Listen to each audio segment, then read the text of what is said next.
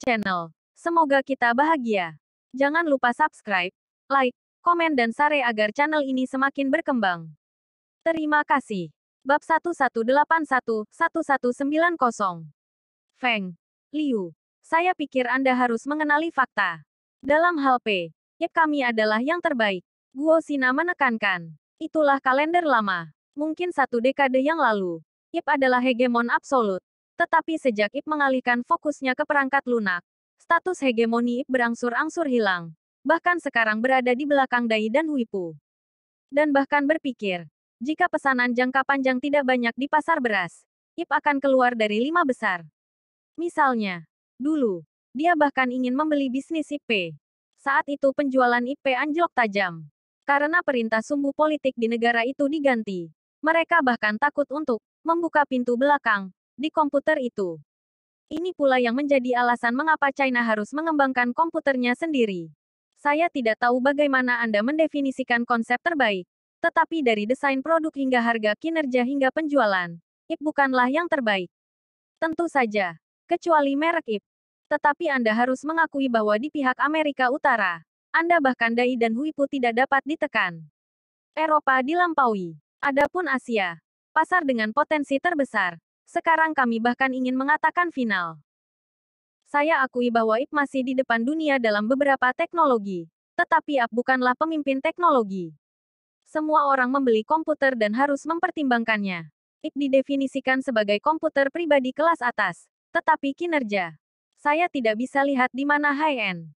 Nilai tambah merek konsumen buta. Ini sangat bodoh. Kalimat Liu Chuanzi sangat kasar. Menunjuk pada penjualan komputer IP. Ada di merek konsumen. Sementara merek IP kuat, semakin buruk produknya, penjualan akan semakin menurun. Tapi kata-kata ini juga fakta. Dalam 2 tahun terakhir, IP telah dikatakan oleh banyak orang bahwa produknya kurang ide baru dan harganya tinggi. P pribadi kelas atas yang nyata, selalu harus meledakkan P pribadi lainnya dalam kinerja. Tapi sekarang, tidak hanya gagal menyelesaikan, tetapi bahkan banyak notebook merek lain yang lebih murah daripada notebook IP. Performa meledak IP. Tapi di Amerika Utara, bahkan berpikir jauh lebih sedikit dari IP. Jadi saya pikir, setidaknya di Amerika Utara, penjualan ke berbasis IP, Huaxia, dan bahkan seluruh wilayah Asia dapat diserahkan ke grup Lianxiang. Itu benar menyalurkan keuntungan dan sumber daya pelengkap. Feng Yu tidak dapat membantu tetapi mengatakan saat ini, apakah Anda benar-benar berpikir bahwa tanpa bantuan IP, kami bahkan tidak dapat menjualnya di Amerika Utara? Ada banyak perusahaan besar di Amerika Utara, dan sekarang mereka menggunakan komputer yang bahkan berpikir, termasuk perusahaan top seperti eBay dan Amazon. Tentu saja, perusahaan seperti Eagle Weida dan Kingston, serta perusahaan dengan potensi besar seperti lagu-lagu kuno. Selama promosinya tepat, kita bisa merebut pasar dengan keunggulan harga saja. Di Eropa, kami memiliki mitra yang kuat. Philips dan Thomson adalah perusahaan elektronik konsumen terkemuka di dunia. Bahkan dalam penjualan Eropa, kami sedang mendaki. Dan di pasar Eropa Timur, kami adalah yang pertama di industri ini. Dia, Feng, kamu terlalu kecil untuk melihat efek merek. Ini Amerika Utara, bukan Asia, atau Eropa. Kami memiliki banyak konsumen setia. Guo Xina menekankan. Dan kami memiliki lebih banyak toko. Ini adalah Anda tidak memilikinya. Feng Yu tersenyum dan bertanya, bagaimana jika saya secara pribadi ingin mengiklankan komputer saya?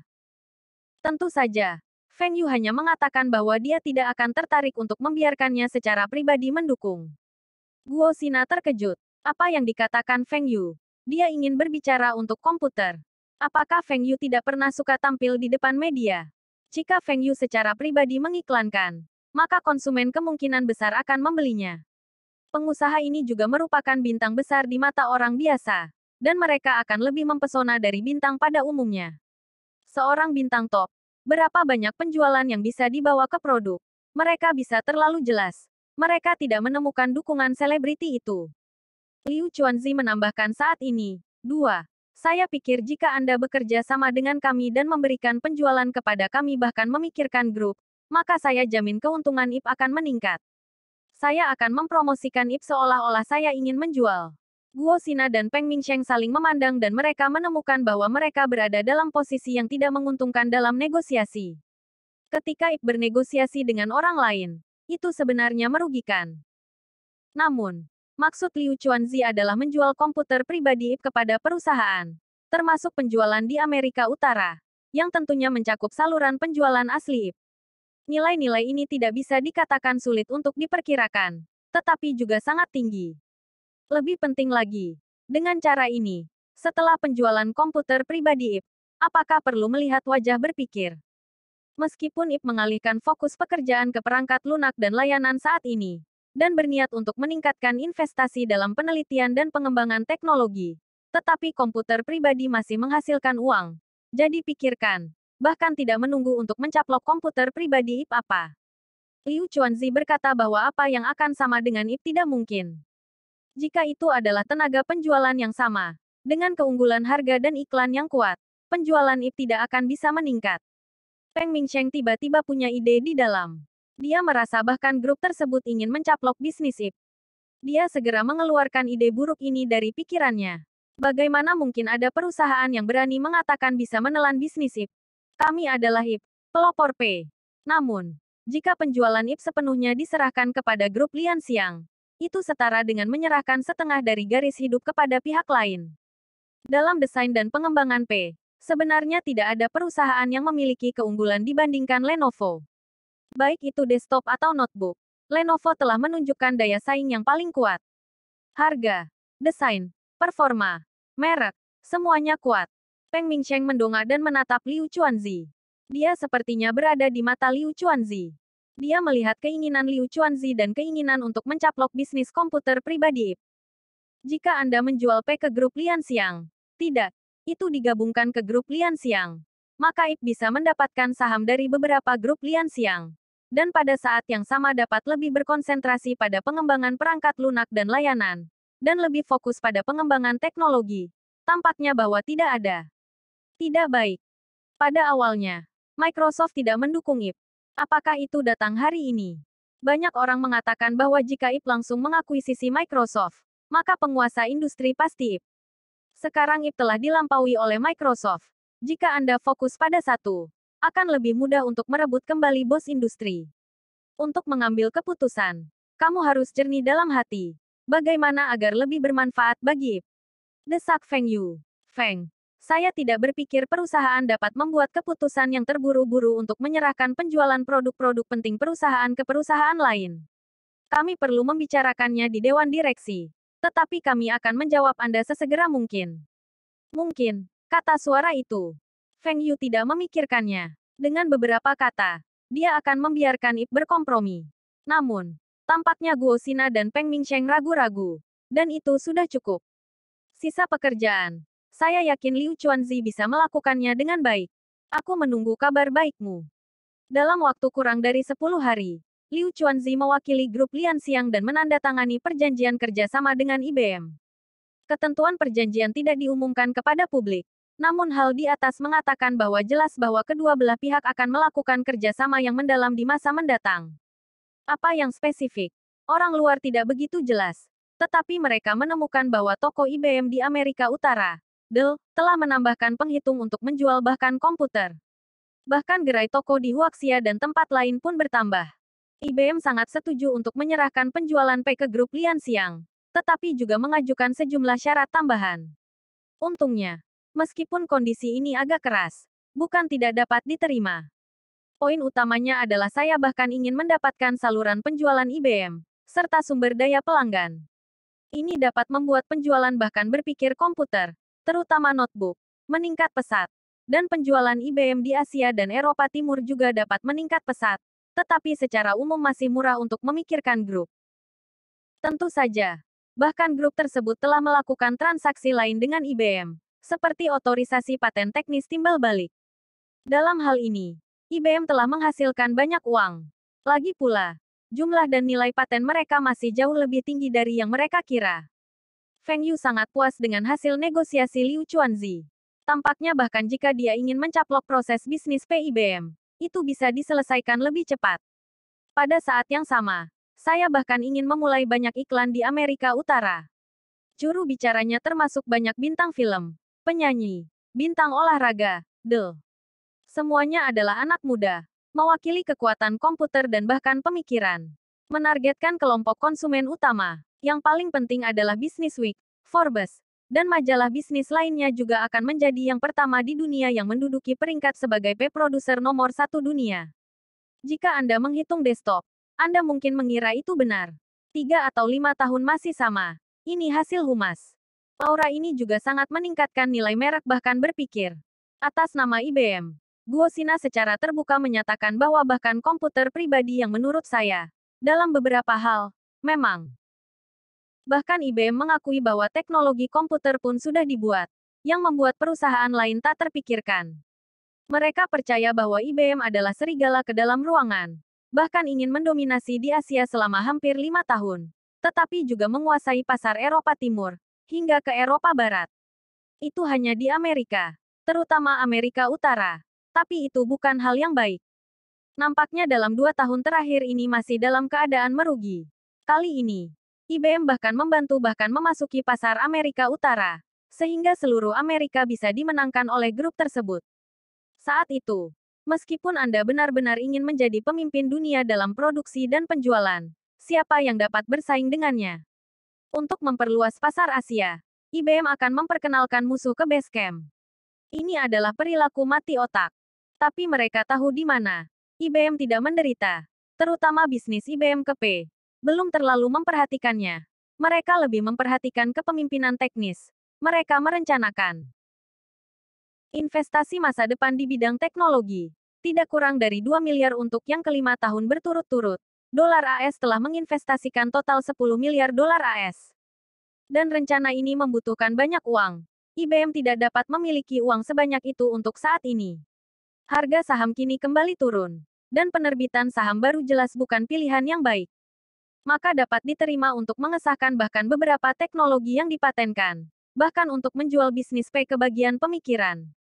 Bahkan ingin memaksa untuk menyatakan kepada orang-orang Amerika Utara, saya datang. Saat ini, beberapa media yang dipimpin oleh majalah seperti Fortune memulai babak baru teori ancaman. Tidak hanya ingin mengancam produsen dan penjual negara, tetapi juga barang-barang China, mengancam produk dalam negeri negara tersebut. Sekarang hidup kami penuh dengan barang-barang Cina, mobil besar, kancing kecil, semuanya buatan Cina, produksi Cina. Kami memakai pakaian buatan Cina, koki di restoran, ada banyak orang Cina. Rumah tempat kami tinggal. Banyak konstruksi pekerja. Juga dari China. Kami mengendarai mobil. Belum lagi banyak suku cadang yang diproduksi oleh China. Serta merek mobil dan Huaxia. Kami juga bangga percaya bahwa China juga kuat dalam biaya tenaga kerja. Karena mereka banyak orang. Banyak orang tidak dapat menemukan pekerjaan. Jadi produk China adalah produk bernilai tambah rendah. Tidak ada ancaman bagi negara. Tapi mari kita ambil lihat sekarang. Ponsel yang umum dalam hidup kita. Ponsel angin dan hujan China. Memimpin dunia. Dan volume penjualan akan segera melebihi Motorola. Menjadi yang kedua di dunia. Pemutar DVD keluarga kami. Angin dan hujan. Manufaktur China sekarang bahkan komputer yang kami gunakan semuanya adalah merek China.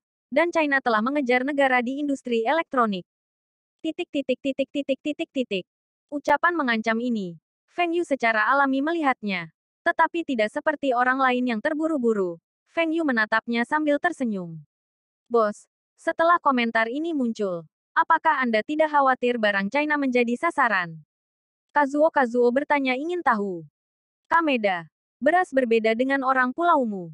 Mereka tidak bersatu, dan tidak ada pepatah nasional di negara ini. Pendidikan dasar mereka menentukan bahwa mereka lebih memperhatikan untuk melindungi diri mereka sendiri. Bahkan jika media ini mengatakan bahwa produk China akan mengejar ketinggalan dan apa yang dapat Anda lakukan di luar negara beras. Larangan penjualan produk kami. Ini tidak mungkin. Jika kami memutuskan perdagangan dengan kami, maka dampak kehidupan masyarakat di negara tersebut pasti lebih serius daripada China. Lagi pula, kami masih memiliki pasar kerjasama yang baik di timur Eropa. Kami masih bisa terus menjajaki pasar di Eropa Barat.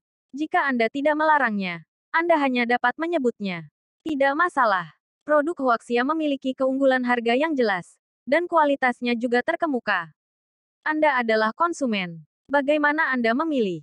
Sebelum merek kami ada tidak terkenal. Tetapi sekarang setelah kampanye iklan, kesadaran merek telah meningkat secara dramatis. Dan saya khawatir tidak ada yang akan membelinya. Mereka mengklaim ancaman kita. Itu hal yang tepat dilakukan untuk mempromosikan merek. Saya tetap senang. Jika produk negara saya tidak bagus, mereka akan menolak produk negara lain. Itu adalah pilihan yang lemah. Pada titik ini, negara pulau Anda, saya melakukan pekerjaan dengan baik, dan bahkan mencoba mengatasi sebagian besar pasar Asia, kecuali negara pulau dan Korea Selatan.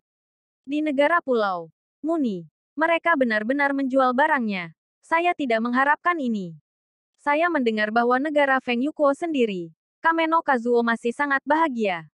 Namun, dia juga menyayangkan raksasa barang konsumen elektronik di negara pulau, untuk memblokir invasi komputer, bahkan bergabung bersama untuk mempromosikan promosi. Cara ini digunakan oleh yang lemah. Kapan industri elektronik konsumen yang kuat di pulau itu benar-benar berada dalam posisi yang lemah? Bos, kalau begitu mari kita lakukan reaksi. Yah, kamu bisa mendapatkannya. Feng Yu bangkit dan melihat keluar jendela. Dari kantor Empire State Building, menghadap ke kota New York. Teori ancaman China. Teori ancaman produk elektronik. Saya akan memberitahu Anda bahwa ini bukan pernyataan yang salah. Ini benar. Produk elektronik China benar-benar akan memeras produk Anda dari negara tanpa ada ruang untuk bertahan hidup. Guo Xina sekali lagi bertemu dengan Feng Yu. Tetapi kali ini, dia datang ke kantor Feng Yu. Dan tidak mewakili IBM, melainkan atas namanya, atau perusahaan tembakaunya. Guo Xiner sendiri adalah seorang taipan tembakau. Feng Yu adalah masalah dan membutuhkan bantuan Guo Xina. Misalnya, promosi rokok elektrik. Sejak awal pelembab udara, Feng Yu memberitahu mereka tentang ide rokok elektrik. Hal yang sama dilakukan dengan menyemprotkan cairan, tetapi penggunaan spesifiknya sedikit berbeda. Dan teknologi alat penyemprot pada saat itu tidak bisa sekecil itu. Rokok elektronik generasi pertama diperkenalkan ke pasaran tahun lalu. Tentunya dimulai di China. Respon pasar lebih umum karena positioning sulit. Anda bilang ini tembakau. Itu tidak memiliki api terbuka. Anda mengatakan ini adalah perangkat medis. Ini sebenarnya berbahaya bagi tubuh manusia. Ia telah menghilangkan tar, tetapi belum menghilangkan nikotin. Anda mengatakan ini adalah produk elektronik konsumen. Sepertinya tidak dianggap. Bagaimanapun, bahkan pelembab alat penyemprot hanyalah alat rumah tangga. Bagaimanapun, produk ini sekarang dalam periode tidak ada pengawasan kualitas dan tidak ada evaluasi keamanan. Apa yang disebut standar produk secara alami adalah standar yang telah ditetapkan oleh Feng Yu sendiri. Minyak asap dikembangkan oleh Bingcheng Pharmaceutical Group. Rokok elektronik dikembangkan oleh alat listrik angin dan hujan. Merek mengadopsi merek Taihua dan bersatu secara global. Setelah mencoba di pasar China, saya menemukan bahwa tidak akan terlalu panas dalam jangka pendek. Tetapi untungnya sama sekali tidak ada masalah. Biaya benda ini sebenarnya sangat rendah. Tetapi karena teknologi alat penyemprot mini yang dipatenkan tidak memungkinkan orang lain untuk menyalinnya, bisa jadi mereka aman untuk dimakan selama 10 tahun. Sekarang Feng Yu bersiap untuk mendorong e-rokok ke pasar Amerika. Dan Amerika sendiri adalah salah satu wilayah di mana konsumsi tembakau sangat tinggi.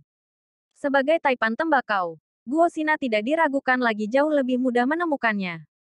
Feng Yu menyerahkan rokok elektronik satu kali tidak dapat disuntikkan kepada Guo Xina, menunjukkan bahwa Guo Xiner telah mencicipinya sendiri. Meskipun Guo Xina adalah taipan tembakau, dia biasanya menyebalkan, kebanyakan cerutu. Namun, dia tidak mencoba hal ini. Dia melihat Feng Yu mengambil satu untuknya. Jadi dia menyesap dan mengeluarkan asap. Sepertinya saya tidak mencicipinya. Guo Xina mengambil beberapa suap lagi. Lalu mengambil satu lagi dan menyerahkannya kepada orang-orang di belakangnya. Bakat ini benar-benar merokok. Feng Yu juga memberi isyarat kepada orang di sebelahnya. Dan membuka rokok elektronik untuk menunjukkan kepada Guo Xina. Ini adalah bom asap nozzle, yang menggunakan warna kuning yang sama dengan tembakau biasa. Potongan ini adalah alat penyemprot, dan mengandung minyak asap, yang dapat menghisap sekitar 500. Batang tembakau putih ini sebagian besar adalah baterai. Dan ada beberapa papan. Mengapa kamu tidak bisa dilepas? Dalam hal ini, apakah kamu bagian satu-satunya dari bagian atas ini? Tanya Guo Xina. Feng Yu mengacungkan jempol. Benar-benar taipan tembakau. Bisa mengetahui masalah rokok elektronik ini secara sekilas. Jadi Feng Yu melambai. Dan seseorang membuka kotak kedua. Itu adalah rokok elektronik yang lebih tebal dari rokok asli. Beberapa di antaranya mirip dengan cerutu. Dan ada tombol sakelar di atasnya. Ini rokok elektrik yang bisa diisi sendiri dengan minyak asap. Tapi karena masa pakai alat penyemprot, perlu diganti setelah beberapa saat. Dan kalau minyaknya sendiri, kalau dapat rasanya bagus. Ini agak kecil. Anda bisa mengisi banyak mulut saat Anda mengisinya. Bisakah Anda menambah jumlah minyak asap dan meningkatkan kekuatan alat penyemprot? Banyak perokok masih menyukai merokok mulut besar. Feng Yu tentu mengerti bahwa, seperti kebanyakan perokok, Anda memberinya lusinan bungkus menara bangau kuning. Dia tidak menyukainya. Itu terlalu membosankan. Dia lebih suka mengambil 5 bungkus retriever. Saat ini, seseorang menyerahkan sebuah kotak. Setelah dibuka, ada rokok elektrik yang ukurannya sedikit lebih besar dari kotak rokoknya. Jika diisi, jumlah asap tidak akan disebutkan, dan tidak perlu mengisi asap selama seminggu. Guo Sina melihat ini. Feng Yu sudah siap. Harus dikatakan bahwa jenis rokok elektronik ini sesuai dengan kelompok konsumen yang berbeda. Yang pertama untuk orang coba-coba, yang kedua untuk pengguna biasa, dan yang ketiga untuk orang yang suka rokok elektrik dan sering menghisap. Pengembangan rokok elektrik ini telah menghabiskan banyak uang dan energi, tetapi hasilnya juga memuaskan. Semua paten terkait rokok elektrik ini ada di tangan saya. Artinya, ini adalah manufaktur eksklusif kami. Rokok elektrik memiliki banyak keunggulan, seperti tidak ada nyala api terbuka, tidak ada bahaya kebakaran, tidak ada tar, tidak ada aerosol sebanyak tembakau biasa, lebih sehat. Untuk keluarga dan teman, bahayanya lebih kecil lagi. Minyak asap semacam ini bisa dibagi menjadi beberapa jenis. Kurangi terus kadar tar untuk mencapai tujuan berhenti merokok. Berhenti merokok. Guo Sina mengerutkan kening. Dia adalah raksasa tembakau. Jika tidak ada yang merokok, berapa uang yang dia peroleh? Feng Yu tersenyum dan berkata, jangan khawatir. Berhenti merokok hanyalah sebuah fungsi. Jika Anda ingin berhenti merokok, bahkan jika Anda mengunyah untuk berhenti merokok, atau bahkan dengan kemauan yang kuat, Anda dapat berhenti merokok. Orang yang tidak ingin berhenti merokok, Anda tinggal meletakkannya di tempat yang tidak ada asapnya. Dan ketika dia dapat menyentuh rokoknya, dia akan segera mengkliknya. Yang penting keuntungan rokok elektrik ini tidak kalah dengan keuntungan tembakau tradisional, dan tidak mengandung tar, tidak ada nyala api terbuka, dan masyarakat merasa lebih sehat dan aman. Lebih menguntungkan bagi kami. Saya pikir rasio ini lebih mudah untuk mengiklankan tembakau. Di banyak negara, tembakau tidak diperbolehkan untuk diiklankan. Tetapi perusahaan tembakau tersebut tidak memikirkan cara lain, seperti menambahkan beberapa bisnis lain ke dalam perusahaan. Dan kemudian mengiklankan nama perusahaan, atau nama merek, sehingga secara tidak langsung menggunakan merek untuk mempromosikan tembakaunya. Apakah ini akan menjadi agen saya? Apakah ini pasar Amerika Utara? Guo Sina melihat keuntungan tersebut, yang mungkin merupakan titik pertumbuhan keuntungan baru bagi perusahaan tembakaunya. Bukan hanya pasar Amerika Utara.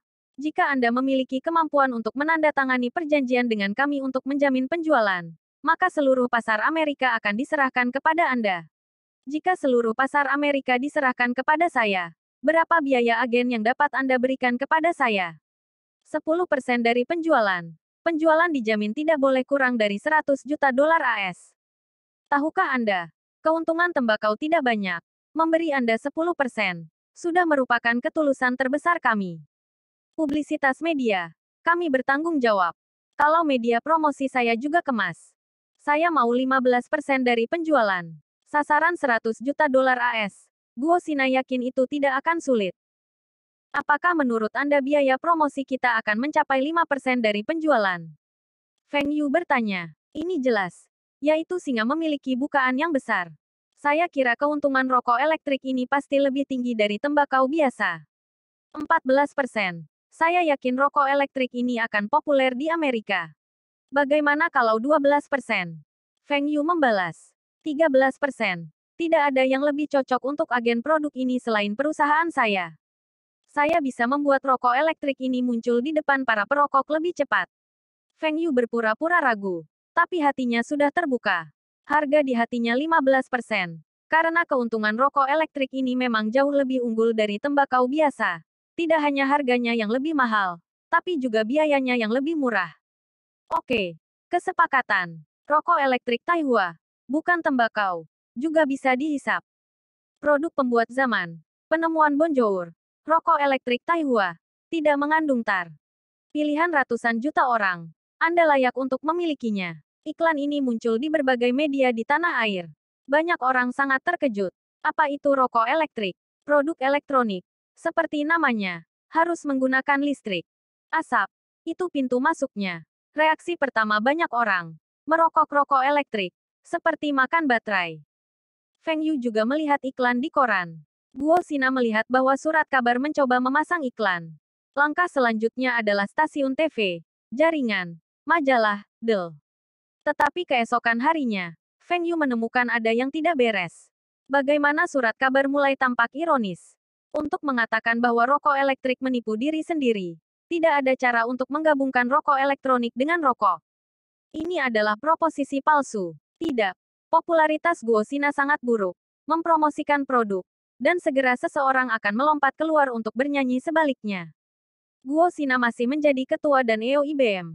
Apakah orang-orang itu berani menjadi begitu ironis? Kemudian di media ada bantahan dari pihak perusahaan rokok yang mengatakan bahwa ini adalah pengganti kesehatan perokok yang dapat sangat mengurangi bahaya rokok dan mengurangi kerugian orang-orang di sekitar perokok. Pada saat yang sama, artikel ini juga menulis perbandingan komponen utama tembakau dan komponen utama minyak tembakau, serta menjelaskan bahwa minyak asap dikembangkan oleh perusahaan farmasi untuk berhenti merokok. Perusahaan farmasi yang menemukan minyak asap, grup farmasi kota Es Huaxia, yang mengembangkan Wei, terus menciptakan keajaiban. Tahun ini, penjualan Wick di tanah air semakin meningkat. Meskipun Pfizer mengubah formulanya, ia mengembangkan semacam obat pelepasan berkelanjutan dari Wick, yang dapat menahan gairah untuk waktu yang lama, tetapi tampaknya menjadi lambat dan sakit saat sakit. Setelah makan, saya merasa efeknya terlalu lama dan mempengaruhi kehidupan normal. Oleh karena itu, obat jenis ini masih menjadi perusahaan terlaris grup farmasi Weicheng. Ada juga sebuah perusahaan di Jerman yang telah mengembangkan obat yang mirip dengan Wei. Bahan utamanya sama. Beberapa bahan lain ditambahkan. Obat-obatan Broter dan Pfizer juga merupakan pesaing utama Wick. Tapi bagaimanapun, Wei Ge, sang perintis, masih yang paling terkenal. Kebanyakan orang ingin membeli obat serupa. Pilihan pertama juga Wick, bukan obat lain. Adapun penggunaan Wei sebagai obat resep, banyak negara memiliki manajemen yang sangat ketat. Ini omong kosong. Obat tidur atau obat resep. Ketika saya benar-benar ingin membeli, bukankah itu sesuatu yang bisa dibeli orang? Belum lagi apotek tersebut juga melihat keuntungan Wei. Mereka otomatis akan membantu membuat beberapa resep untuk menangani pemeriksaan Departemen Kapak Politik. Poin ini, negara-negara itu bahkan lebih buruk dari China. Bahkan nama grup farmasi kota Es yang memproduksi Wei semakin dikenal oleh lebih banyak orang. Ini juga membuat obat-obatan nutrisi yang diproduksi oleh Bingcheng Pharmaceutical Group semakin populer. Bingcheng Pharmaceutical Group, yang telah mengakuisisi perusahaan farmasi di Kanada, berspesialisasi dalam produksi obat nutrisi dan Wiger untuk dijual di Amerika Utara, sambil mencoba mendapatkan pijakan di Amerika Utara. Feng Yu memahami bahwa artikel ini, ketika Guo Xina berpropaganda sesuai dengan persyaratan kontrak, dengan sengaja membawa grup farmasi kota Es. Itu hanya merek Taihua. Masih belum ada visibilitas di negara ini. Namun artikel ini secara khusus menekankan bahwa rokok elektrik Taihua ini dimiliki oleh Taihua Holding Group yang cukup. Meski Fortune sangat enggan mengakuinya, Taihua Holding Group masih masuk dalam jajaran 500 besar dunia, meski berada di peringkat 50 terbawah. Namun, banyak juga yang meyakini hal itu karena banyak perusahaan di bawah Taihua Holding Group yang tidak tercatat. Jadi sepertinya nilai pasarnya tidak tinggi. Tentunya jika Fortune mengetahui bahwa pemegang saham utama perusahaan seperti Salary, Fox, Dell juga adalah Taihua Holding Group, mungkin peringkat ini akan naik banyak. Dalam pandangan Feng Yu, grup induk Taihua, yang berada di peringkat 50 besar dunia, sama sekali tidak ada masalah. Meskipun 100 perusahaan teratas dalam daftar memiliki nilai pasar ratusan miliar dolar, mereka jelas tinggi. Misal, WorldCom, Enron, dan juga di daftar. Anda tahu bahwa daftar ini sebenarnya sangat bermasalah. Apa yang diselidiki oleh Fortune hanyalah hal yang dangkal. Jika ketua grup induk Taihua bukan Feng Yu, bahkan daftarnya mungkin tidak dapat melakukannya. Dengan dua awalan tersebut, banyak orang yang penasaran dengan rokok elektronik Taihua dan berencana untuk mencobanya. Namun, surat kabar tersebut mengatakan bahwa rokok elektronik tidak dapat digabungkan dengan kalimat ini. Dan banyak orang merasa sangat wajar. Pernahkah Anda mendengar keju elektronik? Dalam beberapa hari berikutnya, surat kabar tersebut mulai membentuk dua faksi. Satu kelompok mengatakan bahwa rokok elektrik adalah penipuan. Satu kelompok mengatakan bahwa rokok elektrik adalah produk pembuatan zaman yang menggabungkan teknologi dan pengganti tembakau dengan sempurna. Bos, Guo Xiner, apa yang dilakukan ini? Mengapa rokok elektronik terjebak dalam pusaran opini publik? Ralph agak tidak senang. Dia merasa bahwa perusahaan agensi bos sepertinya telah memilih yang salah. Guo Xina sudah tua, dan belum begitu sombong. Feng Yu berkata sambil tersenyum. Anda belum menemukan bahwa perdebatan tentang rokok elektrik antara kedua belah pihak meningkatkan popularitas rokok elektrik Taihua kami. Meskipun opini publik beragam, penjualan rokok elektrik meledak. Ralph tertegun dan memikirkannya. Bos, apa maksudmu? Debat ini sengaja dimanjakan oleh Gu Xina.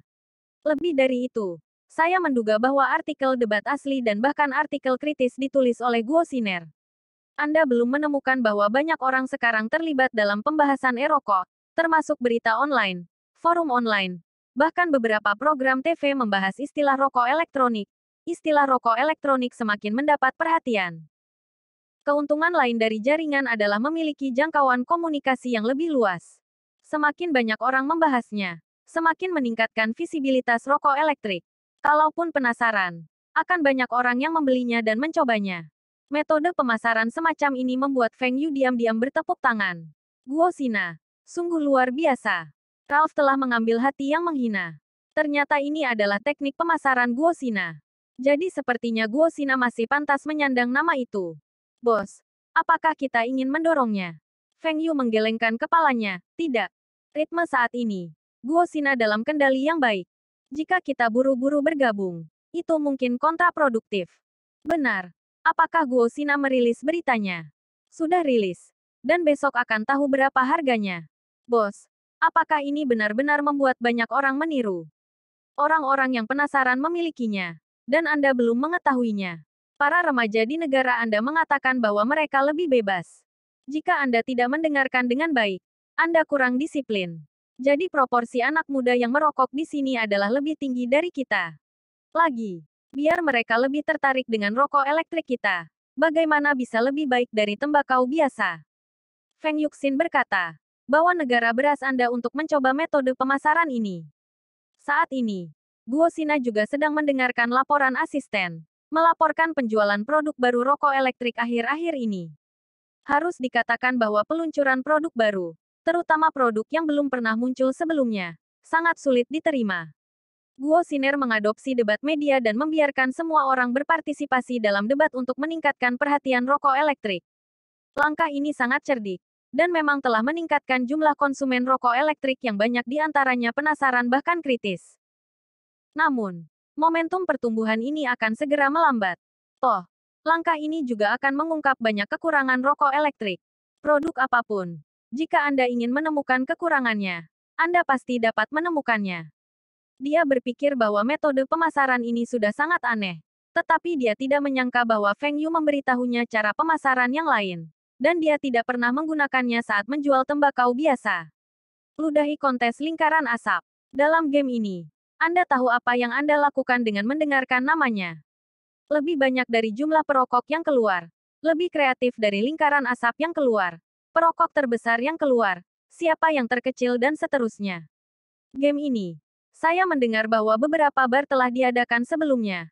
Tetapi pengumuman nasional semacam ini, dan kontes hadiah tinggi, adalah yang pertama kalinya. Dan orang dengan rokok yang paling banyak dihisap akan dicatat dalam Guinness World Record. Jangan mengira bahwa Guinness adalah organisasi yang serius. Semua jenis rekor yang luar biasa. Banyak rekor, orang merasa tidak sabar untuk menyodok mata mereka.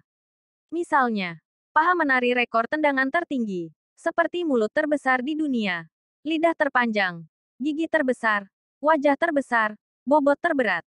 Ini sepertinya bukan apa-apa. Banyak orang masih lebih suka menonton. Tapi sepatu terbesar, tuli terberat, waktu terlama tidak menarik, terlama tidak mandi.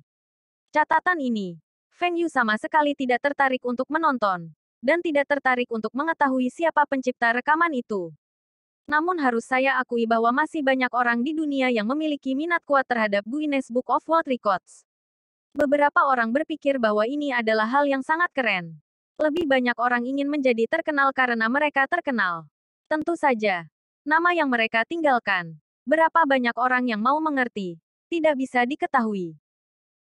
Faktanya, Guinness bukanlah organisasi 1 kilometer. Itu didirikan secara pribadi. Tetapi sekarang menjadi sistem perusahaan. Yang dapat dipahami sebagai Forbes, yaitu rangkaian penjual buku yang meraup keuntungan besar. Untuk mempertahankan penjualan tentunya kita harus terus meluncurkan berbagai rekor dunia Guinness. Dan untuk mendapatkan rekor dunia tidak akan ada bonus yang tinggi. Hanya sedikit simbolis. Sebagai ganti nama mereka muncul di Guinness Book World Records. Buku ini digunakan untuk tujuan komersial. Terus terang, Anda hanya bisa mendapatkan sedikit uang saat bermain lagi. Dan lebih banyak uang diperoleh oleh perusahaan Guinness. Pada tahun-tahun ini, Guinness juga secara terbuka mengadakan berbagai malam pembuatan rekor untuk menghasilkan uang. Guinness diciptakan menjadi merek super. Merek yang tidak dapat digoyahkan oleh siapapun. Feng Yu agak meremehkan hal ini. Apa gunanya sepatu terbesar di dunia, kecuali cangkul? Fungsi inti dari sepatu adalah untuk memakainya. Sepatumu lebih besar dari mobil. Siapa yang akan memakainya? Apakah ada pizza terbesar di dunia? Kue terbesar? Bukankah semuanya terbuang sia-sia? Mereka yang membuat rekor lebih untuk publisitas dan periklanan. Tentu saja, tidak dapat disangkal bahwa beberapa orang telah menghasilkan banyak uang dengan Guinness Book of Records. Misalnya, ponsel perak China Huaxia sebelumnya. Dengan Guinness World Record, ponsel tertipis telah menghasilkan banyak penjualan. Ada juga kondom tertipis di dunia, surga terbesar di dunia, yang semuanya mendatangkan banyak keuntungan bagi orang yang membuat rekor. Kali ini, rencana Feng Yu adalah membuat lebih banyak orang memperhatikan rokok elektrik dengan kontes penjualan rokok ini. Lagi pula, rokok elektrik dapat mengeluarkan lebih banyak lingkaran asap daripada tembakau biasa. E-rokok juga diadopsi dalam kompetisi ini. Selama itu tembakau legal, itu bisa. Tentu saja, jika Anda ingin terlibat, maka tunggu paman polisi mengambilnya. Kali ini, putaran pertama kontes, ada hadiah $100.000 AS. Bonus tinggi ini telah menarik banyak orang untuk mendaftar secara online. Mereka tidak keberatan terbang untuk berpartisipasi dalam kompetisi. Pergi tidur dan makan. Anda masih bisa punya uang untuk sementara waktu. Yang paling penting adalah gerbang game ini terlalu rendah. Siapapun yang telah mencapai usia merokok dapat mendaftar ke kompetisi. Dan kompetisinya lebih dari kelas 1. Banyak dari mereka berpikir bahwa itu lebih dapat diandalkan daripada membeli tiket lotre. Lagi, jumlah kompetisi tidak akan terlalu rendah. Dan bonusnya setidaknya beberapa juta dolar. Investasi di tempat dan keamanan tidak rendah. Untungnya, begitu acara semacam ini besar, akan ada stasiun TV yang mau membeli hak siar dan hak siar. Jadi game ini tidak hanya akan merugi, tapi juga menghasilkan banyak uang. Jadi Guo Xina tidak menolak. Seminggu kemudian, permainan dimulai. Feng Yu menonton siaran langsung di depan TV. Tempatnya di stadion. Itu adalah lautan manusia. Lebih banyak orang bergegas untuk fokus pada tujuan partisipasi. Terus terang, itu untuk membuat kesenangan. Saya belum tahu. Sekarang banyak sekali orang. Saya suka bermain di lingkaran asap. Seperti video online dulu. Berbagai skill, sangat ornamental. Seseorang mengambil asap yang dalam dan kemudian membuka mulutnya menjadi bentuk O. Dia menggunakan jarinya untuk mengibaskan pipinya secara ritmis. Dan lingkaran asap menyembur keluar. Ada orang yang mengeluarkan asap. Sepertinya orang. Beberapa orang memuntahkan lingkaran asap dan mengejanya menjadi cincin olimpiade. Berbagai teknik. Luar biasa. Setelah beberapa saat, Feng Yu mematikan TV. Tidak perlu terus menonton. Dia tahu pemasaran ini berhasil. Karena ternak itu menggunakan rokok elektronik. Atau, mereka adalah anak-anak yang diundang. Dan mereka telah melakukan pertunjukan lingkaran asap. Mereka juga menemukan bahwa menggunakan rokok elektrik membuat lebih mudah untuk melakukan berbagai pertunjukan daripada tembakau biasa. Jadi di dalam game, kebanyakan orang yang berada di luar pusat perhatian menggunakan rokok elektrik. Dan membiarkan lebih banyak orang berpikir bahwa rokok elektrik lebih baik. Bahkan beberapa orang yang tidak merokok ingin mencoba rokok elektrik atau mencoba mengeluarkan asapnya. Saat permainan berakhir, berbagai penghargaan diberikan. Ditemukan bahwa sebagian besar pemenang menggunakan rokok elektrik.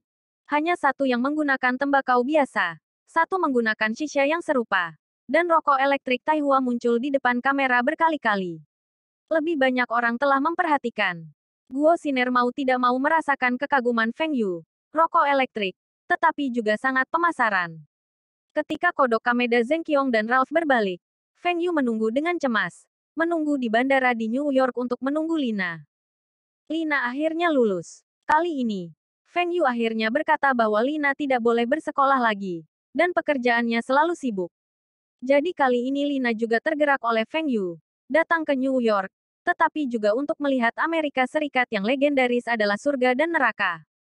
Pesawat mendarat dan pintu kabin terbuka. Feng Yu melihat Lina. Dia dilindungi oleh dua pengawal wanita. Pengawal diatur oleh Feng Yu ke Lina. Biasanya dia bisa menjadi supir saat berangkat kerja. Dan dia juga bisa menjadi tas saat keluar. Melihat Feng Yu, Lina sangat senang untuk memeluk Feng Yu. Terakhir kali mereka bertemu, 2 bulan lalu.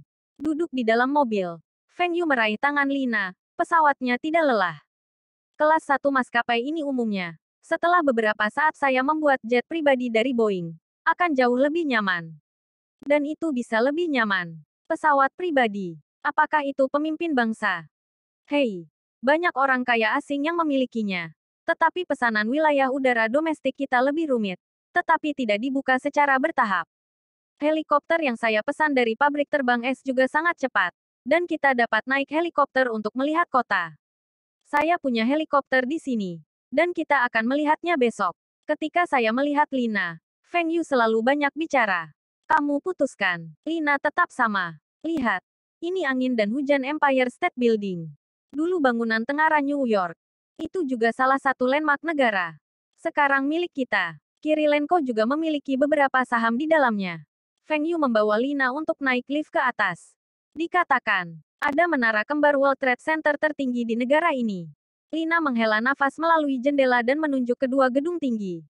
Untuk saat ini, tapi tidak dalam waktu dekat. Feng Yu selesai. Tahu harus pergi. Seseorang ingin membangun gedung yang lebih tinggi. Apakah itu kamu? Aku tidak peduli dengan ilusi itu. Menurutku gedung tinggi itu terlalu menarik perhatian. Mungkin suatu hari nanti, angin akan bertiup. Saat angin iblis menerpa, kedua bangunan itu tidak akan runtuh. Lina Bai melihat Feng Yu. Dan jaring Xia mengatakan bahwa waktu yang dihabiskan di gedung itu tidak singkat. Dan embusan angin bertiup. Bagaimana mungkin? Nana, minum apa? Atau aku akan memberimu teh. Ini pelajaran baruku. Feng Yu pamer. Kamu juga belajar menyeduh teh. Bukankah itu orang tua yang sedang memasak teh? Feng Yu, seperti orang tua yang suka membuat teh. Tapi tidak semua orang tua yang minum teh itu baik atau buruk. Guru yang mengajari saya adalah kakak perempuan. Feng Yu memasak sedikit teh dan duduk di sofa bersama Lina untuk minum teh. Kamu terlalu besar di kantor ini. Kamu pakai sendiri. Lina melihat kantor yang begitu besar. Yang jauh lebih besar dari kantor domestik Feng Yu. Orang Mia lebih dibesar-besarkan. Kantornya terlalu kecil. Mereka akan merasa tidak punya kekuatan. Selain itu, saya tidak terbiasa menggunakan kantor dengan orang lain. Meskipun ini sedikit lebih besar, tetapi tidak ada salahnya. Lelah. Atau kamu harus mandi. Ada suite di kantor. Kamu bisa istirahat. Feng Yu tersenyum pada Lina dan menggosokkan tangannya ke kaki Lina. Lina memandang Feng Yu sambil tersenyum lalu bangkit dan masuk ke dalam. Dia baru saja memasuki kamar mandi. Tetapi sebelum dia bisa menutup pintu, Feng Yu masuk. Dia terlalu panas. Aku banyak berkeringat. Dan aku mencucinya lebih cepat. Siapa yang mau mandi sama kamu? Hehe, dari kamar mandi ke tempat tidur. Setelah lebih dari 1 jam, Lina berbaring di dada Feng Yu. Yang lebih muda sangat bahagia. Dan mereka sangat bahagia. Kapan kamu bisa tinggal di pedesaan untuk waktu yang lama? Lina bertanya dengan tenang. Cepat. 1 atau 2 tahun. Dan 5 atau 6 tahun. Bisnis asing. Itu harus diluruskan. Menurut rencana Feng Yu, setelah 1 atau 2 tahun, setelah perusahaan seperti Gaji, Huhu dan perusahaan lain menarik diri dari pasar, fokusnya akan dialihkan kembali ke China.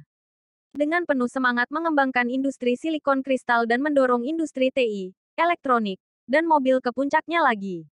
Pekerjaan di luar negeri ini diserahkan kepada Kamei Masao dan Ralph dan lainnya. Orang asing menghasilkan uang lagi. Dan mereka berbicara bahasa asing. Feng Yu masih suka tinggal di negaranya sendiri. Lina menunggu sebentar dan tidak menunggu kalimat yang ingin dia dengar. Dia berpikir bahwa Feng Yu dan usianya tidak kecil. Meskipun sepupu Feng Yu belum menikah. Tetapi mereka pertama kali menikah. Ayah Feng tidak akan keberatan. Lagi pula lelaki tua itu sudah lama ingin mengambil cucu. Tapi mengapa Feng Yu tidak menyebutkan ini? Pada awalnya, dia belajar. Dari sarjana hingga doktoral. Dan Feng Yu sangat mendukung. Tentu saja, Feng Yu mendukungnya dalam kecintaannya pada membaca. Dia sangat senang. Tetapi orang tuanya juga memintanya agar membaca dan menikah tidak bertentangan. Apakah Feng Yu menyebutkan pernikahan? Lina memikirkan ini. Seolah-olah Feng Yu benar-benar tidak menyebutkannya. Untuk mengatakan bahwa Feng Yu baik padanya, Lina tidak pernah meragukannya. Dia juga yakin jika dia dalam bahaya, Feng Yu akan menjaganya. Tapi saya tidak tahu kapan itu dimulai. Dia menemukan bahwa dia ragu-ragu di mata Feng Yu. Mengapa Feng Yu akan ragu? Lina bingung. Dan ketika dia mau tidak mau bertanya kepada guru lain di sekolah, para guru mengatakan bahwa 80% adalah seseorang di luar pria ini. Dan para guru memberinya beberapa nasihat, yang merupakan ciri khas pria yang berada di luar. Sayangnya sebagian besar fitur tersebut tidak kompatibel dengan Feng Yu. Misalnya, ketika dia pulang kerja, dia mengatakan bahwa dia lelah. Feng Yu tidak pergi bekerja, selalu sibuk dengan bisnis di lapangan. Tetapi ketika dia bersamanya, dia tidak pernah mengatakan lelah. Dan setiap kali dia penuh dengan mental kepala. Misalnya, Feng Yu tidak datang 2 kali. Sering tidak menghubungi. Alasan sibuk kerja. Tetapi setiap hari Feng Yu akan meneleponnya. Berbicara beberapa patah kata. Dan tidak pernah mendengar ketidaksabaran dalam nada suara Feng Yu. Contoh lain tidak mau membelanjakan uang untuk wanita. Ini lebih salah lagi. Feng Yu tidak sabar untuk memaksa Lina membelanjakan uang. Tidak membelanjakan uang Feng Yu tidak senang. Tapi satu hal yang benar, yaitu, Feng Yu ada hubungannya dengan dia. Sebelumnya, Feng Yu tidak pernah memandangnya. Meski Feng Yu mengatakan urusan bisnis, Lina tidak pernah tertarik. Dia terkadang bertanya-tanya apakah dia tidak tertarik dengan urusan bisnis Feng Yu dan membiarkan Feng Yu berhenti berbicara dengannya. Atau, apakah Feng Yu benar-benar menyukai orang lain? Jika yang pertama, maka tidak apa-apa. Dia yakin itu tidak akan berpengaruh terlalu banyak. Tetapi bagaimana jika itu yang terakhir? Feng Yu melihat Lina tidak berbicara untuk waktu yang lama. Mau tidak mau bertanya, Nana, apa yang kamu inginkan? Ah, aku tidak memikirkan apapun. Feng Yu tidak bodoh. Jelas, Lina ingin mengatakan sesuatu kepadanya. Tetapi dia menolaknya. Titik titik titik titik titik titik. Book Friends Group. 5020,98. 4,68. Selamat datang di grup Lina sangat tenang. Jadi Feng Yu juga buta. Tapi dia lupa. Lina adalah seorang guru. Setiap hari menghadapi begitu banyak siswa. Tetapi juga mempelajari psikologi. Trik kecil Feng Yu. Benar-benar buruk. Feng Yu sudah lama sombong. Dan dia tidak punya niat baik untuk mengatakan apapun. Malam ini, keduanya insomnia. Lina tidak menyangka firasatnya benar-benar menjadi kenyataan. Hanya saja cerita itulah yang membuat Lina semakin bingung. Orang lain adalah suami istri sebelumnya. Dia menjadi pihak ketiga. Seseorang pernah mengatakan kepadanya bahwa adalah hal yang biasa bagi pria untuk bermain di luar lapangan. Lina masih meremehkan. Tapi saya tidak menyangka hal semacam ini menimpa kepalanya hari ini. Tapi selama bertahun-tahun, dia benar-benar tidak bisa hidup tanpa Feng Yu. Dia juga sangat yakin bahwa Feng Yu tidak akan meninggalkannya. Karena itu, dia akan membiarkannya. Biarkan Feng Yu memilihnya. Nyatanya, Feng Yu berkata bahwa dia adalah orang yang dilahirkan kembali. Dan kejutan bagi Lina ini bahkan lebih besar. Bagaimanapun, ini adalah satu hal yang merusak pandangan dunianya. Ada hal yang ajaib di dunia ini. Tetapi pikirkan tentang berbagai hal Feng Yu. Dia berpikir bahwa Feng Yu benar. Ini menjelaskan tempat-tempat yang tidak biasa dari Feng Yu. Dalam beberapa hari berikutnya, Feng Yu ditemani oleh Lina di New York, bermain di banyak tempat di negara ini, dan dengan sengaja terus menyenangkan Lina. Terus terang, Feng Yu masih serakah, memikirkan keduanya. Lina belum pernah mendengar kata-kata Feng Yu, dan masih senang bermain. Tapi penampilan bahagia ini selalu menyembunyikan kesedihan. Masako Kameda menelepon untuk melaporkan pekerjaannya. Feng Yu mengucapkan dua kalimat dan menutup telepon. Biarkan Kameda Masao yang memutuskan. He Zhaoji melaporkan investasi pasar saham, dan investasi terbesar Feng Yu saat ini. Feng Yu juga menutup telepon dalam dua kalimat. Dia tidak punya waktu untuk mengatur apakah uang itu diperoleh atau hilang. Lina melihat Feng Yu seperti ini dan berkata kepadanya, ada banyak waktu untuk bermain. Jika kamu sibuk dengan pekerjaan, jangan tunda. Tidak apa-apa. Pekerjaan tidak akan pernah bisa dilakukan. Dan tidak masalah jika uangnya merugi. Yang penting kamu harus bahagia. Lina akan memeluk Feng Yu Zhen dan berbisik, aku tidak ingin meninggalkanmu. Feng Yu tiba-tiba berlutut dan mengeluarkan sebuah kotak dari sakunya. Setelah dibuka, ada berlian merah muda besar di dalamnya. Nilai berlian telanjang lebih dari 10 juta dolar AS, ditambah penggantian dan penyesuaian gaya. Cincin ini, tetapi harganya. Nana, menikahlah denganku. Kita akan menikah minggu depan. Atau kita bisa mendaftar untuk menikah di pedesaan hari ini. Lina tidak menyangka Feng Yu akan menikahinya. Nyatanya, dengan perasaan mereka, tidak perlu ritual apapun, barang lain apapun. Hanya Feng Yu yang berkata, aku ingin menikah denganmu. Lina tidak akan ragu berjanji untuk menikah dengannya. Tapi sekarang, Lina tiba-tiba bertanya, kamu menikah denganku. Lalu apa yang harus dia lakukan? Feng Yu pasti tahu siapa yang dikatakan Lina. Dia hanya bisa berkata dengan kulit kepala, aku tidak tahu. Tapi aku tidak tahan denganmu. Aku mencintaimu. Aku ingin kamu menjadi ibu-ibuku, nenek cucuku. Untuk lamaran pernikahan semacam ini, Lina adalah orang pertama yang mendengar bahwa dia tidak bisa menahan tawa. Cincin itu indah, tapi tidak cocok untuk saya pakai. Feng Yu cemas, berdiri dan berteriak, Nana, aku tidak bisa hidup tanpamu. Lina mengulurkan tangan dan menutup mulut Feng Yu. Maksudku, aku seorang guru. Cincin berlian sebesar itu, aku tidak memakainya dengan benar. Bagaimana saya bisa memberikan kuliah kepada siswa? Feng Yu berkata, Nana, apakah kamu dijanjikan? Hebat. Bagus. Saya menelepon. Biarkan orang menyesuaikan ulang cincin berlian. Atau kita akan memilih berlian yang lepas sekarang. Biarkan mereka menyusul. Pernikahan adalah bentuk. Kamu mencintaiku. Tidak peduli apakah bentuk ini megah atau tidak. Aku tahu. Kamu akan selalu baik padaku. Beli saja satu cincin. Itu hanya makna simbolis. Saat aku mengatakan ini, mata Lina tidak lepas dari cincin berlian. Feng Yu setuju. Segera meraih tangan Lina dan mengenakan cincin itu padanya. Lina memandangi tangannya yang mengenakan cincin dan tersenyum sangat manis. Pernikahan seperti apa yang kamu inginkan? Ayo kita lakukan untuk diri kita sendiri. Atau kembali ke peternakan. Jangan terlalu sombong. Watak Lina tidak suka terlalu sombong. Kalau begitu, kembalilah ke pertanian. Minta saja tetangga lama pertanian kita untuk menikah. Dan tidak ada orang lain yang akan memberitahumu. Di malam hari, kedua pria itu menggulung spray lagi. Dan kali ini, Feng Yu tidak menggunakan ukuran. Lina tidak keberatan. Keesokan harinya, Feng Yu yang bersemangat menelepon ayahnya. Ayah, aku akan pulang dengan Lina minggu depan. Mendaftar untuk menikah. Mulut Feng Xingtai segera mencapai bagian belakang telinganya. Yah, ayah siap memberimu pernikahan. Ayah, kamu dan ibuku tidak harus bersiap. Kami tidak berencana pergi ke peternakan. Aku ingin kembali ke peternakan. Dan bertanya pada tetangga lama apa yang harus dimakan.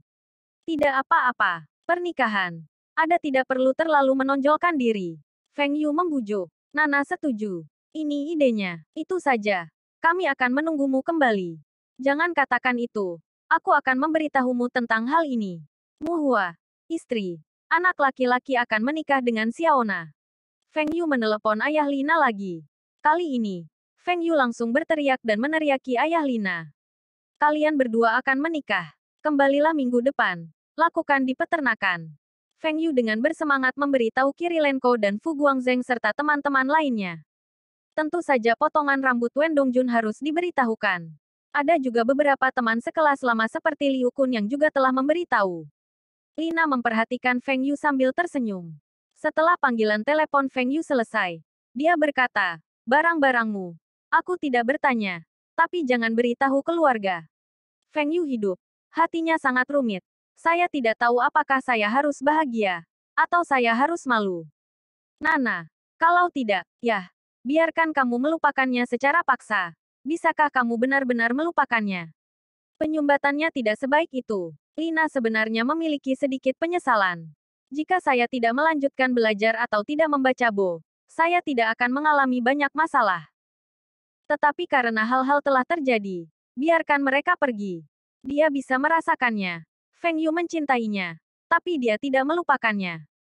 Jika ini masalahnya, maka terimalah. Lagi pula, dia besar, bukan? Feng Yu menyipitkan mata pada Lina. Nana, bersalah padamu. Saya harap kita tidak akan bertemu di masa depan. Sebelum saya bisa melahirkan anak laki-laki, dia tidak bisa punya anak. Lina membuat dua permintaan. Pada saat yang sama, saya menghela nafas bahwa jika seorang wanita jatuh cinta pada seseorang, dia akan menjadi sangat bodoh. Dia benar-benar bisa menerima ini. Feng Yu berkata dengan cepat, kami bahkan belum menyentuhnya sekarang. Sungguh, aku tidak akan berbohong padamu. Saya mendengar Feng Yu berkata begitu. Lina bahagia lagi. Pada saat yang sama, ada beberapa penyesalan. Jika dia tidak melepaskannya, mungkin dia tidak akan pernah memiliki kesempatan untuk bersama Feng Yu. Tapi langsung, dia adalah Nyonya Feng. Feng Yu telah mencoba untuk tidak menonjolkan diri. Lina dan Feng Yu memiliki ide yang sama. Mereka tidak ingin diganggu oleh media mereka. Lina masih sangat menyukai kampus. Dia juga menyukai karir guru. Dia tidak pernah mempertimbangkan untuk menjadi istri penuh waktu.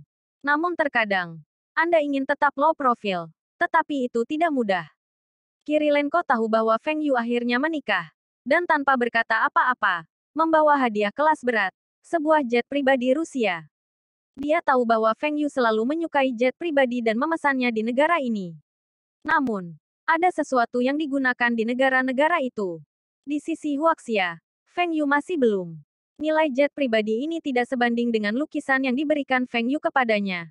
Jadi Kirilenko membeli beberapa kaligrafi dan lukisan antik Tiongkok, mengatakan bahwa dia digantung di ruang belajar. Ketika Feng Yu melihat pesawat di bandara kota es, sekilas dia benar-benar menyukainya.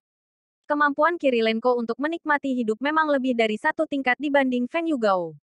Desain interior dan dekorasi pesawat terlalu memuaskan bagi Feng Yu. Belakangan, Feng Yukai mengetahui bahwa desain pesawat tersebut dibuat oleh mantan Presiden Uni Soviet. Selain itu juga ditambahkan beberapa peralatan elektronik yang lebih modern dan lebih nyaman. Awalnya dipesan oleh orang kaya lain di Rusia, dia dibeli oleh Kirilenko dengan harga tinggi. Ketika saya menerimanya, Feng Yu membuatnya sulit. Untungnya, pabrik terbang es membantu, dan pesawat digantung dengan nama pabrik terbang es, jadi prosedurnya jauh lebih sederhana.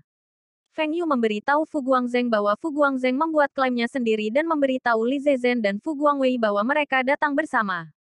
Karena mereka tidak siap untuk hadiah yang layak, mereka membeli 3 bangunan di Xiangjiang dan memberikannya sebagai hadiah kepada Feng Yu. Meskipun bukan gedung perkantoran yang sangat tinggi, lokasinya bagus, dan cukup untuk menyewa banyak setiap tahun. Apalagi saya tetap mengirimkan 3 gedung sekaligus. Dan ketiganya datang sangat tinggi. Setidaknya mengkhawatirkan kepemimpinan Longjiang. Ketika pemimpin melihatnya, 3 generasi kedua Xiangjiang yang kaya datang. Jadi jangan terburu-buru berbicara. Bagaimana jika pihak lain ingin berinvestasi? Meski Longjiang tidak seperti provinsi lain, pengusaha asing dan pengusaha Hong Kong sangat arogan karena memiliki investor terbesar di daerah setempat. Tapi bisa lebih, selalu bagus. Jadi pemimpin mengetahui dari mulut Fu Guangwei bahwa Feng Yu akan menikah. Dan dia berada di kampung halaman Feng Yu di pertanian di sekitar Binceng. Pemimpin melapor kepada Su Changyu. Su Changyu memikirkannya. Dan pergi terburu-buru untuk pergi. Sepertinya agak ceroboh. Tidak terlalu baik. Meskipun dia pensiun, dia pasti terkenal. Tepat pada waktunya, Zhang Ruiqiang dikirim untuk menginspeksi perusahaan Dacang Utara. Lagi pula, pertanian Feng Yu juga dimiliki oleh Dazhao Utara. Ini akan bertepatan dengan pertemuan. Dan itu akan terlihat bagus di wajah. Ketika Zhang Ruiqiang jatuh, itu tidak mungkin seseorang. Kemudian dia berteriak, dan sejumlah besar pemimpin datang. Masih terburu-buru ke waktu pernikahan. Tidak mungkin. Maka Anda harus mengaturnya. Ini semua baik-baik saja. Tetapi mereka adalah jurnalis. Pemimpin perjalanan. Tentu saja mereka harus wawancara. Pengawal Feng Yu melakukan bagian mereka. Dan semua reporter di sekitar mereka dihentikan. Zhang Ruiqiang mengingat ini. Feng Yu tidak suka pergi ke cermin. Dia menemukan bahwa ada kamera di pesta pernikahan itu. Tetapi dia terlihat akrab dan sepertinya menantu Zhang Changchang. Ya, Wen Dongjun adalah kameranya. Dan Liu Kun lainnya. Yang memegang kamera di sebelahnya. Dihalangi oleh kerumunan. Zhang Ruiqiang tidak menyadarinya. Zhang Ruiqiang akan datang. Dan saya harus memberikan posisi terbaik. Jadi saya duduk di meja utama. Dan bahkan pemimpin masa Maci lainnya hanya bisa duduk di meja ketiga. Karena meja kedua adalah Zhong Qingxian, Liu Chuanzi, De. Orang-orang ini semuanya diterima oleh para pemimpin nasional. Awalnya para kader itu masih ada sedikit ketidakpuasan. Tapi setelah melihat beberapa orang ini, mereka merasa meja ketiga itu murah. Jika Feng Yu tidak memberitahu, saya khawatir orang-orang besar yang bisa datang akan lebih banyak. Mereka hanya bisa duduk di pojok pada level ini. Tidak melihatnya. Mereka bukan orang biasa dengan tamunya di meja ini. Li Xiqiang, bos logistik angin dan hujan, adalah perusahaan logistik swasta terbesar di Tiongkok. Nomor 2 setelah pos. Dikatakan bahwa keluarga tersebut telah melampaui 1 miliar yuan. Mereka tidak jelas berapa banyak. Zhong Qingxian, Liu Chuanzi, dan Feng Yu tidak memberitahu. Liu Chuanzi mendengar dari Zhong Qingxian. Zhong Qingxian mendengar dari Li Zezhen. Li Zezhen tidak mengetahui aturan di daratan. Ingin bertanya pada Zhong Qingxian. Lebih tepat memberikan hadiah. Hasilnya adalah biografi seperti itu. 10 langkah. Dan kemudian Si Dazu, Wang Zixi, Ma Huateng, Ma Yun, Li Yanhong, Ding Lei, Jiang Wanmeng, Li Jingwei dan seterusnya.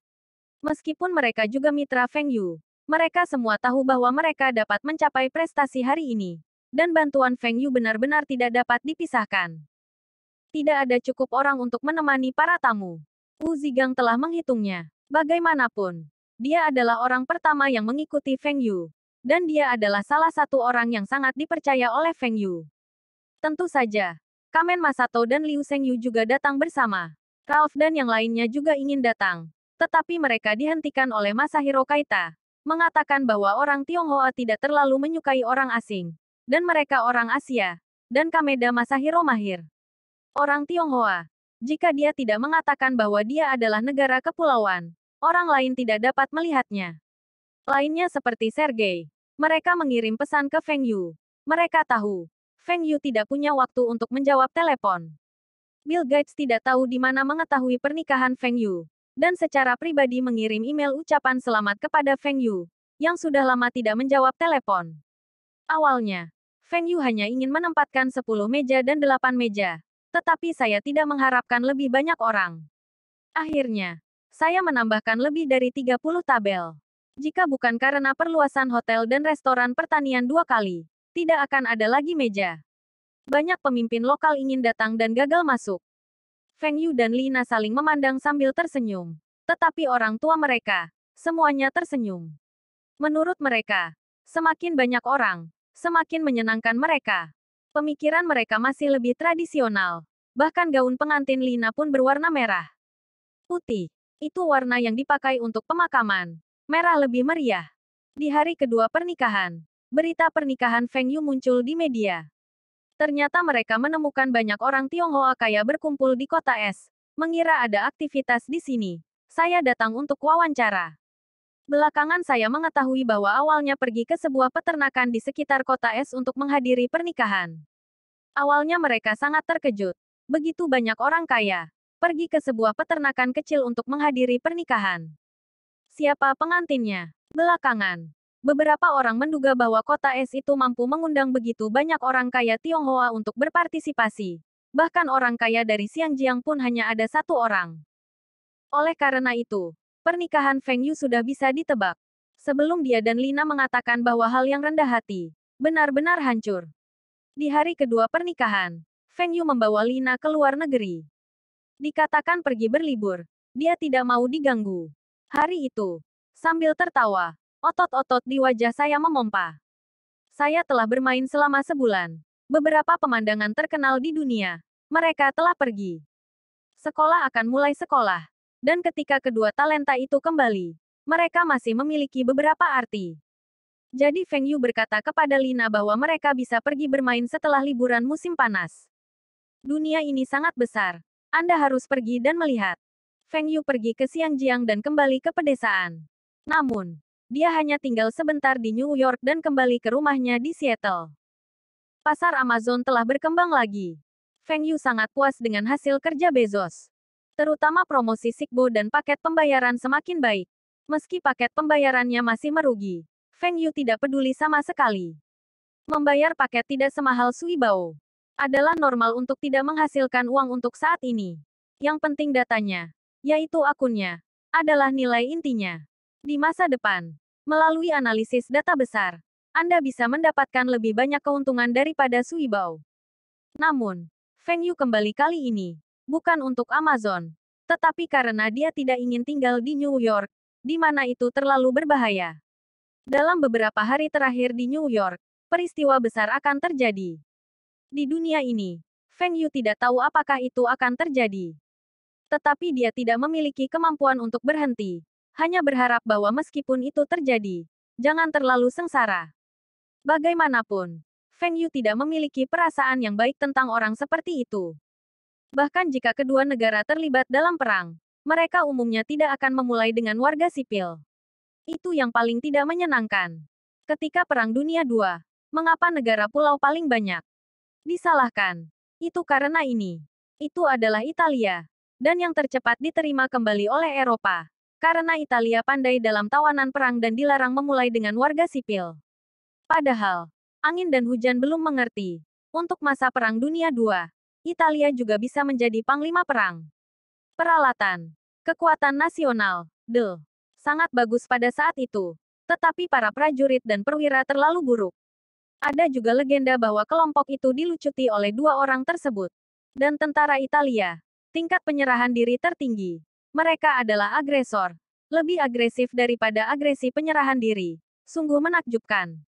Mengapa Feng Yu bersikeras untuk terus melubangi pasar beras? Karena begitu ini terjadi di dunia ini, maka pasar saham di negara tersebut pasti akan jatuh. Jadi beberapa waktu lalu, bahkan jika pasar saham rebound, Feng Yu bersikeras bahwa konsultasi angin dan hujan harus cukup baik. Jika keuntungan hilang, itu akan dibayarkan. Ini adalah garis spekulasi yang panjang. Jika hal ini tidak terjadi, maka sudah waktunya untuk menyesuaikan arah investasi. Bagaimanapun, itu adalah lindung nilai yang mengurangi keuntungan dan mengurangi risiko. Sekalipun Anda kehilangan sedikit, Anda bisa mendapatkan kembali di area lain. Dan tingkat pengembalian ke pelanggan di akhir tahun tetap tidak akan rendah. Tetapi jika hal ini benar-benar terjadi, bahkan jika banyak perusahaan Feng Yu terus bersikeras untuk tidak mendaftar, Feng Yu bisa menjadi orang terkaya di dunia. Dalam hal ini, bahkan jika pasar saham short selling Feng Yu menghasilkan banyak uang, dia tidak akan dicurigai. Dia berpikir bahwa dia berkolusi dengan orang-orang itu, atau mengetahui beritanya terlebih dahulu tanpa memberitahu orang lain. Lagi pula, konsultasi angin dan hujan mulai melanda Amerika Serikat sejak tahun lalu. Pasar saham. Ketika Anda punya uang, bukankah Anda kehilangan uang? Bos, apakah kita masih harus mengikuti badai untuk berkonsultasi dengan investasi? Meskipun beberapa indeks saham telah pulih, mereka telah ditekan oleh Feng Yu dengan berita. Tetapi kali ini, tidak ada skandal lain yang muncul. Indeks saham telah naik dan itu adalah sudah tak terbendung. Suken. Miller bertanya. Dia adalah satu-satunya 4 King Kong dari Soros. Satu-satunya yang tersisa. Hanya dia yang sangat yakin bahwa dia dapat menghasilkan banyak uang dengan Soros. Soros tampak murung dan dia ragu-ragu. Sebelum Feng Yu tiba-tiba menghancurkan pasar saham AS, terutama Nasdaq, setelah dia diperhatikan, dia juga mulai melubangi. Segera, masalah Enron pecah, dan kemudian saham perusahaan seperti Microsoft terjual habis, menyebabkan indeks saham jatuh, dan Soros mendapat banyak uang. Setelah beberapa saat, ketika konsultasi angin dan hujan masih memendekkan indeks saham, Soros berpikir bahwa pasar saham harus disesuaikan kembali.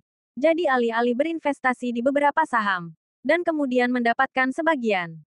Namun segera, urusan WorldCom pecah lagi. Untungnya, Soros merespons dengan cepat. Dan dia juga membuat lindung nilai yang tahan risiko di pasar saham. Jadi dia tidak kehilangan uang tepat waktu. Tetapi dia mendapat untung kecil. Tapi sekarang indeks saham perlahan naik lagi.